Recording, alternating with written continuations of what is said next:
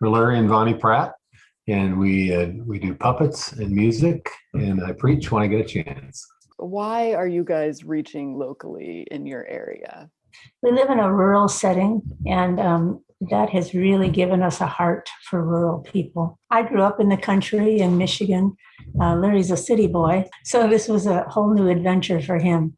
But the Lord has allowed us to have a small farm and given us just a better understanding of what rural people, how they think and what's important to them. How did you get started in doing your ministry?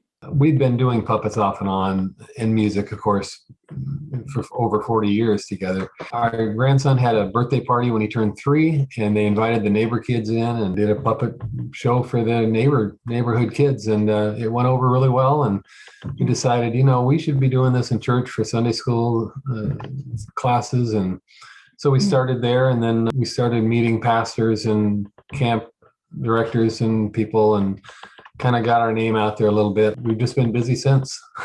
but we were, for years, many years, we were just both working full-time jobs and doing the ministry in the evenings and weekends. And just 5 years ago almost. And now 3 years we've been full-time.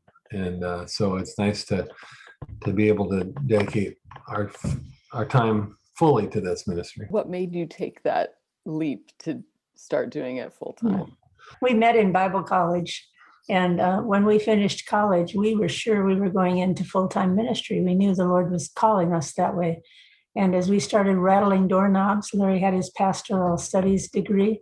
The Lord didn't open any doors. So we got busy in churches as lay people, working with kids ministries and in music realm and missions realm. And the Lord just kept that desire in our hearts that at some point in our life, we would definitely be going into full-time ministry. As we were starting to look at retirement, we thought, let's retire and refire. And we are excited. So 40 years, almost, to the month after graduating from Bible college, we're full-time ministry now.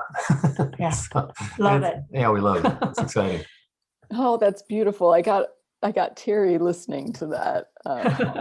Just the process that God takes us on is always different than we expect. Yeah. Yes. So why do you think that reaching local is important in today's culture? You got to minister where you're planted, If you aren't ministering locally, why would you want to go overseas? It's not all Mayberry and Green Acres, out in the country. There's a lot of people that are hurting, and there's a lot of drug use and just the same problems that city people have. But this is our local, and we are linked in with a lot of local churches in this region. And so we love ministering to small churches. We seem to fit in. I should jump in and say, we don't just stay in our area. We also travel around the country, often to rural areas, sometimes to big cities.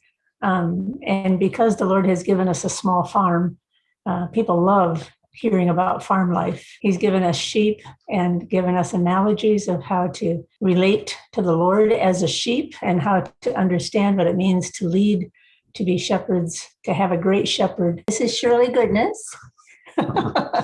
She goes with us most places. Aren't you, sweet girl? Yeah. She's probably about 3/4 size of a real sheep. We give analogies of what it means to be a shepherd or what it means to have a great shepherd. Surely goodness is usually part of that. So the world we live in is very dark. There are single parent homes, as Larry said, indeed, lots of drugs. One of the places that the Lord has given us to minister locally is called One Less Orphan. And it's a store that benefits orphan care. And it's actually owned by our kids. So we get to take our puppets and do programs there occasionally in a public setting. And we do an evangelical program. It's the only place that's public that we can do an evangelical program. Yeah. And we're amazed at what the Lord has done there. Anything you would want to say to a person like feeling called to do something, but hasn't quite gotten started yet? People look at us at our age and they think, why don't you just retire and enjoy life? And we say, we are. There is no such thing as retirement in the Bible. So if it's somebody that's looking to do something with how God has gifted them at our age, please don't give up. We're still going to bear fruit. Why not serve him as long as we can? It's easy to just kick back and spend our days at the beach, but that's not life.